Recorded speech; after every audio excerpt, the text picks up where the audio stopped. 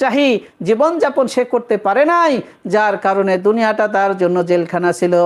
এখন এমন এক দেশে যাইতেছে, জান্নাতের দেশে যাইতেছে, জান্নাতের দেশে যাইতেছে, যেখানে একজন পুরুষের জন্য 70টা হুর থাকবে।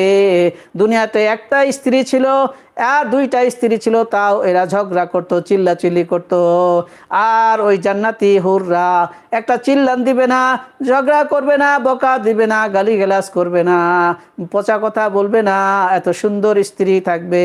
হ্যাঁ, দুনিয়ার স্ত্রী যখন চিল্লাইতে থাকে, স্বামীকে ধমক দিতে থাকে, চিল্লাইতে থাকে, হ্যাঁ, বায়না করতে থাকে আর চিল্লাইতে থাকে, তখন কিতাবে আছে জান্নাতের যে স্ত্রীরা আছে পুরুষের জন্য, তারা বলতে থাকে, ও দুনিয়ার স্ত্রী, মাত্র 2 মিনিটের জন্য তোমার কাছে গেল, তাই তুমি সহ্য করতে পারতেছো না।